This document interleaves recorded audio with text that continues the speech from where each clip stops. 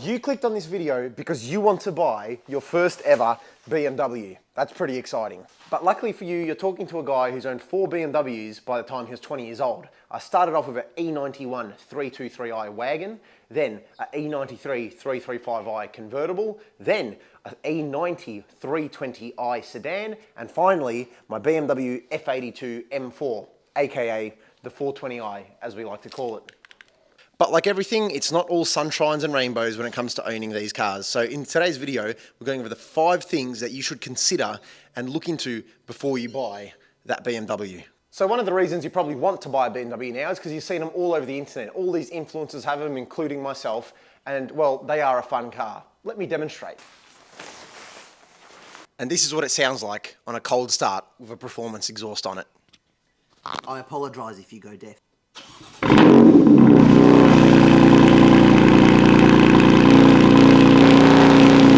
Before we start today's video on the 5 things you should look out for before you buy a BMW, I've got to make a little announcement and a little disclaimer. If you remember last week's video, well, I said this. And broke my lens. So that's another $800 down the drain. That's not what I was referring to, but yes, I did buy a new lens. You can actually see it on my Instagram story if you follow me there. You should, we do a community post every week. Regardless, the other thing I said was this. And next week, if everything goes to plan, we've got a banger video with a car that starts with L and has a V12 in it. And if you don't know your cars, well, this is not a V12 supercar, this is a BMW. So I'm gonna do a little millionaire hot seat and I'm gonna give you four reasons and I want you to pick which one, why we're not doing that video today. Option A, I couldn't be bothered, I'd rather sit at home, I don't really wanna go out anymore.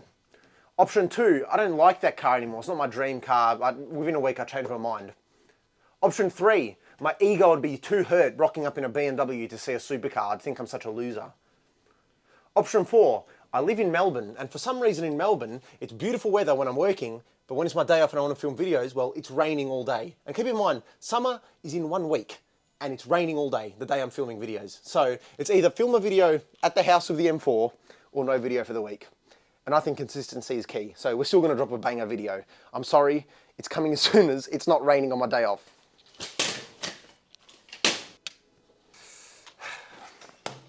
Number 1, maintenance.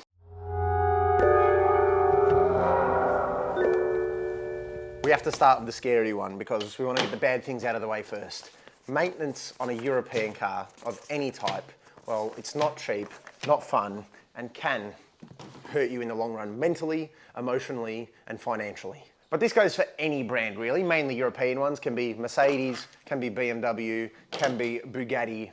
I don't have a Bugatti key, but it can be any of those, and it is critical when it comes to buying, especially a BMW. One thing to remember about all these cars is that they're premium luxury and performance cars. They're not your cheap Toyota or Hyundai that you buy for $20,000 brand new. These cars are tens, if not hundreds of thousands of dollars new, so the maintenance will reflect that. So even the base model ones I owned, like the 320i and the 323, they weren't cheap to maintain. Yes, you can get a service done through a third-party mechanic for $300-400. If you go through BMW, it's maybe $600-700. But the maintenance that comes with keeping them on the road, especially in those older BMWs, it's not cheap. Once you go to higher models, well, the parts only go up. My 335 is an example of that. That costs more to maintain and fix than the 320. And the M4 now, well, costs more than all of them because it's a more expensive car, meaning it uses better parts that are higher quality and cost more to make. And well, that means it costs more to fix, install, and do everything with that car. And everyone knows online the joke that BMWs love to drink oil like no tomorrow. Well, it is true because every BMW I've had has had an oil leak.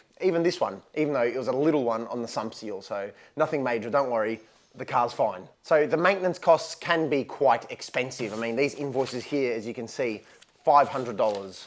I've got $2,700, $1,900. But the thing is, all of these, well, they're all fake. I just found them on the internet. My services have been a bit less. I had this car serviced recently for $400 with all genuine BMW parts for a minor service. Otherwise, it's been all right, but it can get expensive. A major service on one of these cars, you could be looking at $1,500 easily. Same thing goes for even your regular BMWs. If you go to the BMW dealer, they're not cheap to maintain, but of course, that's the best place to go. So my biggest tip when it comes to buying a used BMW, if it's your first one, make sure you find one with amazing service history that has never skipped services, missed services, had cheap parts used on it, gone to dodgy mechanics. You want it to be by the book and done properly, and someone who cares for the car, not someone who thrashes the car and just does the service themselves here in the shed, just do it myself. No, do not do that. Now, this isn't meant to scare you at all to not buy a BMW. I'm just letting you know I've been there and I've done that. My 335 overall repairs was over $4,000 in about 6 months of ownership. So that was not worth it. This one, 8 months of ownership, mechanically, the only issue I've ever had was it was due for a service and it's due for brakes soon, which aren't cheap either. You're looking around $2,000, but regardless, that's just cost of doing business, I guess. The first point plays a lot into the second one, and that's reliability concerns. First things first, BMWs can be reliable. Don't get that twisted. Actually, most of the modern ones are very reliable cars, even the performance ones. The G80 M3, it's seen to reliably make 800 plus horsepower and have no major issues. That's hard to find in any modern brand to make 300 more horsepower than factory with no issues. But not all BMWs are like that. And if you're buying your first one, most likely it's going to be an older one that's cheaper than a G80 M3. And speaking from experience, like I just said, my 335 with the N54 motor, that was a living hell. While yes, the N54 and the 335 was a powerful, good looking, good sounding, fun car to drive, well, it had some gremlins under the bonnet, and regardless of the preventative mods and the maintenance I did to it, the issues would never leave me alone. Now, BMWs are known for having a few common problems. Some models have none, some have a lot, like my 335, but here are some of the most common issues that you want to keep an eye out for when you go to buy yours, regardless what badge you're looking for. Like I said, the main thing is oil leaks. So when you go to look at one, make sure there's no leaking oil, no oil residue, or no oil underneath the car when you move it. Other things are coolant system failures, electrical issues, and also plastic parts they used to use in the E90 series, well, they're known to crack very easily, especially in the N54 and N55. And one thing I always recommend you do, and I've always done on every car I've bought, is get an inspection done in it. Now, it can be from a BMW workshop itself, or someone you know who knows cars. Get someone to give their own opinion on it. I know cars fairly well, but under the hood, I don't know that much. Yes, I know what parts are and all that, but when it comes to overall health and well-being of the motor, I'd rather someone who knows what they're talking about have a look at it on my behalf. And trust me, this can save you thousands and thousands of dollars. I know someone who bought a BMW without any inspection, thought it was a great deal and bought it. Well, that $15,000 BMW, which seemed to be a deal, ended up costing $8,000 to get back on the road because it had a major issue 2 months into ownership. For step 3, you're going to need to get one of these. What is it? Well, it's a laptop. And what you're going to have to do is something called model research. If you've had your mind on buying a BMW, then I'm sure you've thought about which model you want, whether it's a 320i, a M8 competition, whatever the car is, you've thought about it and you know that is what you want to buy. But before you go out there and start test driving them and going to dealerships and messaging people about them, maybe you should look into a bit more what's better for you. And as part of that research, you should search up the common issues that the car will have and what's the main thing you should look out for when you go to inspect one. For example, the E90 generation, my E91 wagon, well, it had no real issues. It was a great car all in all. But the 335 E93 had lots of issues, even though the same year, same generation, different motor. So you have to research on which one is better in reliability, which one's better for performance, which one's better to modify. The whole picture, you have to get on the computer and research. So whether that's going through BMW forums like these ones I've put on the screen, or looking on car sales or Google reviews or YouTube reviews, you should definitely do your research on the whole picture of the car. Because while you might want to buy an M4, you might do some research and turns out, well, actually the 440 suits me a lot better and my needs, what I'm looking for in the car. And even if you're struggling or you're not good on the computer and can't find anything out there, what you should do is go to a BMW dealership and ask them what would be the best option for me. I'm looking for a practical, reliable sports car that I can daily also. Or I'm looking for a full-blown track car that I'll drive on the weekends and take to the track.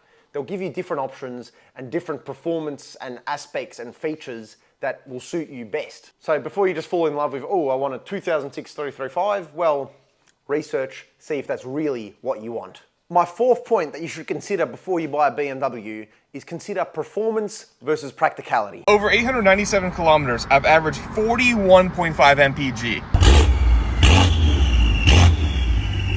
My BMW journey has covered the whole spectrum, starting from the base model 320 to the performance line M4. And I've driven lots of other cars, including M5s, M2s, not an M8 yet, sadly, but I have driven an 840i.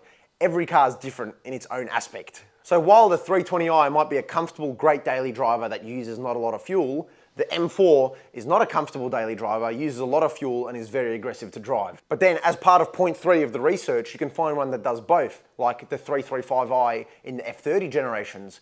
Performance, generally reliable, and comfortable to drive on the daily basis, and can be good on fuel depending how you drive. So you have to find out what your needs are. If you're buying it just for a weekend car, then I recommend get an M car, M2 or an M3. If you're looking for a daily driver with a bit of go to it, maybe get one of the low badges like a 330. If you want something that's perfectly in the middle, maybe something like a 340i or a 140i or 440i, it all depends because each model will drive differently, even if they have the same motor. A 240i and a 440i, even though the same thing, just a bit bigger, this car might be more practical because it's got more space and it's got a longer wheelbase. It's nicer to drive. Whereas this one might be better for city parking and getting around in tight spaces. You have to do the research between practicality and performance and which one you lean more to on that spectrum. Obviously the M4, it's not my daily driver, so I've gone all the way to performance. If I needed something a bit more practical, I'd go all the way here and get something like a 118i. And point 5 of this video, the final point I'm going to make that you have to factor in when you buy a BMW is depreciation and the running costs that lead to that depreciation. Yes, I've spoken about the running costs of servicing the car and repairing it, but there's also other costs that you have to keep in mind. BMWs depreciate quite a bit. As you can see from this chart, they do go down, but so does pretty much every single car. Within that first 3 to 5 years is most of the depreciation, and until it hits about 7 to 10 years is when it starts to slow down a bit. Some cars will depreciate a lot faster than others. For example, a 330i will depreciate a lot faster than a M3 CS will, because that's a special edition car. But regardless, you have to look at that life cycle of the car of when you want to buy it, and the money you can expect to lose, because you will lose money on it. This one being 10 years old, well, the good thing is most of the depreciation has been done. In Australia, brand new, an M4 is around $160,000. Once you add in options like full leather package, adaptive cruise, etc., well, it can go up. And in Australia, we've got things called luxury car tax and stamp duty. Brand new, this car would have been around $170,000, $180,000 drive away here in Victoria. Now, in today's market, 10 years later, they're worth around 60. So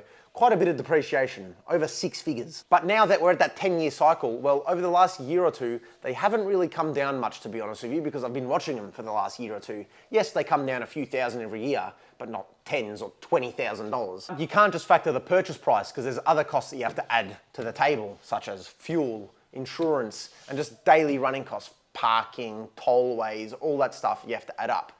Now, yes, you can't avoid any of those regardless of the car that you have in the garage, but a BMW might be a bit more. For example, if you're a young guy like me, the insurance on this BMW, it's a lot more than if I was driving a Mazda 3.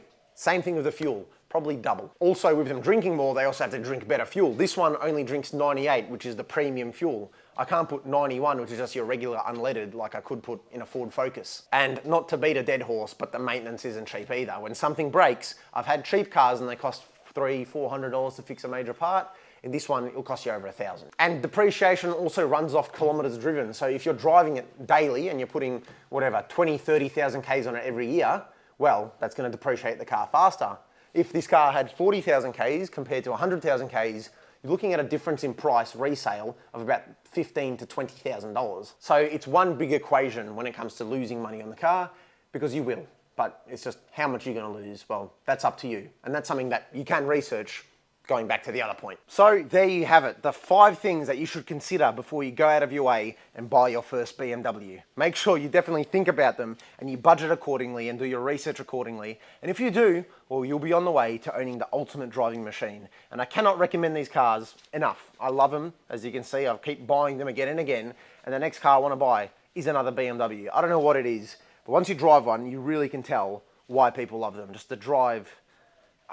You just have to do it, trust me. You just have to drive one and you'll know. Normally this is the part of the video where I get in the car and I drive off and I say thanks for watching. Well, the thing is, as you can see, there's nowhere for me to drive off to. I'm sitting in my garage on this rainy day. Anyways, I appreciate you guys for supporting and watching anyways. If you found this helpful and helping you buy the next BMW, I'm really glad because it's an awesome journey that you should start. If you have any questions, leave them down in the comments and either me or other BMW enthusiasts will reply and respond. Make sure you like, comment and subscribe. We're doing amazing this year on YouTube and we just want to keep going forward and forward. And listen, if all works out, that Lamborghini, oh, did I just spoil it? Yeah, the Lamborghini video will be coming soon. Just let's hope the weather holds out for me. We're in summer, it's raining every day. Anyways, Thank you for watching. I appreciate it. Check out one of my other videos, and I'll see you next week with another banger video. Fingers crossed, it's the one I'm talking about.